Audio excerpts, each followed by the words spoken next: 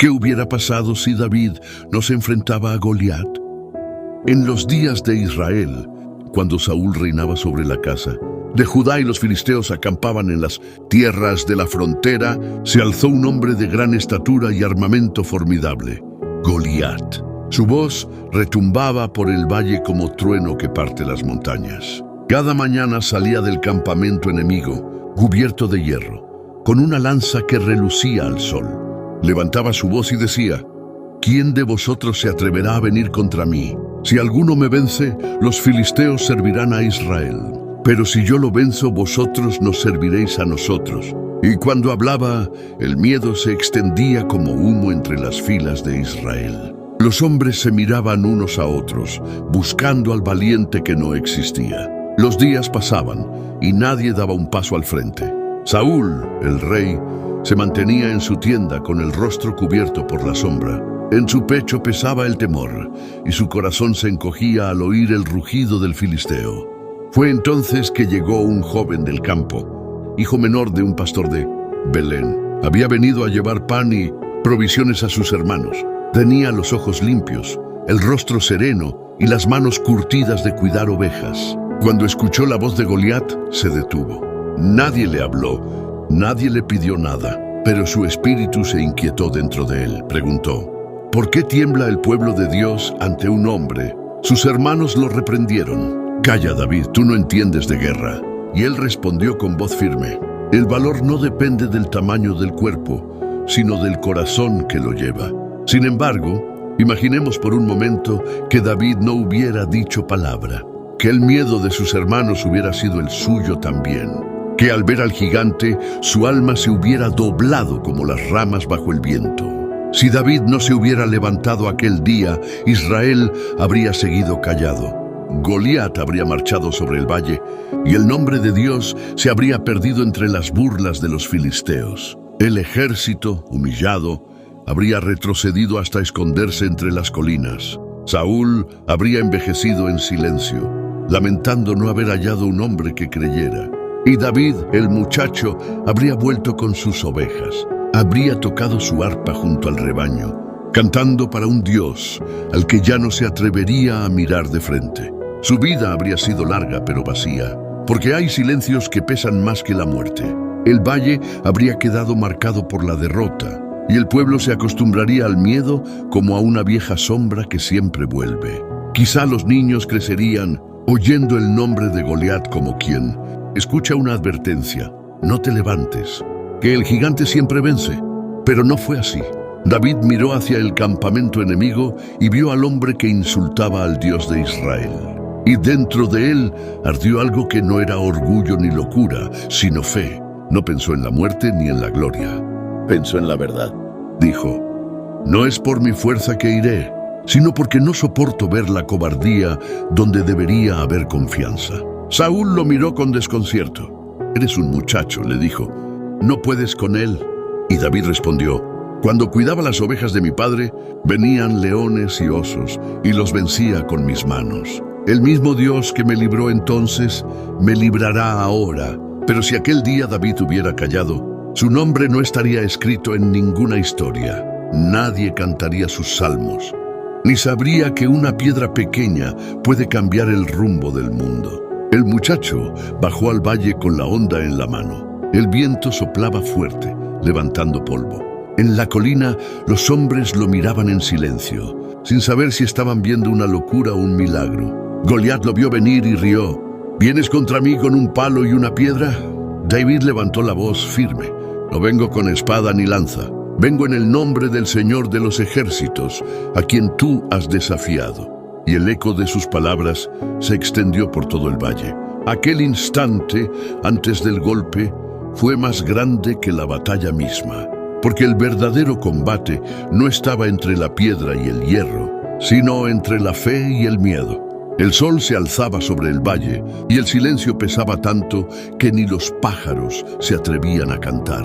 Goliat avanzaba lento, con el hierro brillando como fuego nuevo. David caminó hacia él sin prisa. No había miedo en sus pasos, solo una paz que no venía del mundo. El gigante levantó la lanza. Hoy entregaré tu carne a las aves del cielo, rugió. David no retrocedió. Hoy sabrá el mundo que no es la espada la que vence, sino el Dios que da fuerza al débil. Entonces tomó una piedra del arroyo, la puso en la honda y giró el brazo con calma. El aire se cortó como si el tiempo se detuviera. La piedra salió volando y el estruendo del golpe partió el silencio.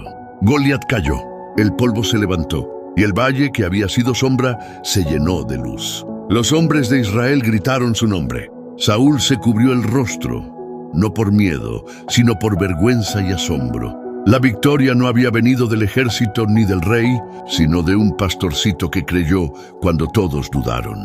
Pero si David no se hubiera enfrentado, aquel valle seguiría lleno de ecos vacíos. El pueblo habría vuelto a sus casas con la cabeza baja, acostumbrado a obedecer el miedo.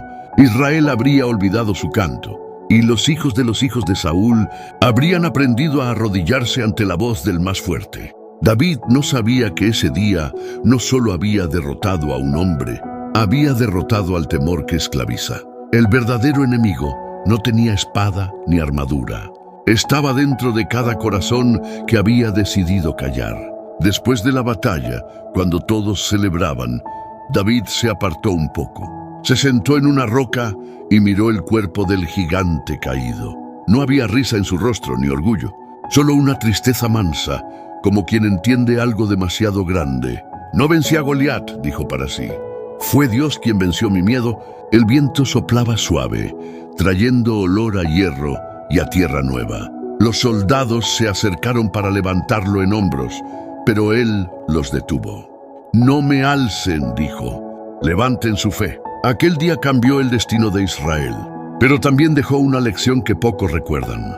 Que el milagro no está en la piedra que acierta, sino en el corazón que se atreve a lanzarla. Imaginemos ahora que David no hubiera salido. Imaginemos que se hubiera quedado en la sombra, mirando al suelo, convencido de que el gigante era demasiado.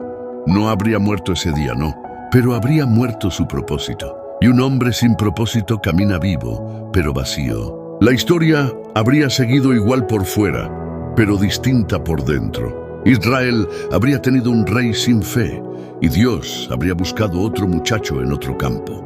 Porque el plan de Dios no se detiene, solo cambia de manos. A veces, la diferencia entre un nombre recordado y un nombre olvidado es solo un paso. David lo dio, y por eso, cuando las generaciones lo nombran, no lo recuerdan por la piedra ni por la victoria, sino por ese paso que cambió todo. Muchos años después, cuando David ya era rey y las guerras quedaban atrás, solía mirar el horizonte y decir a los suyos: no teman a los gigantes.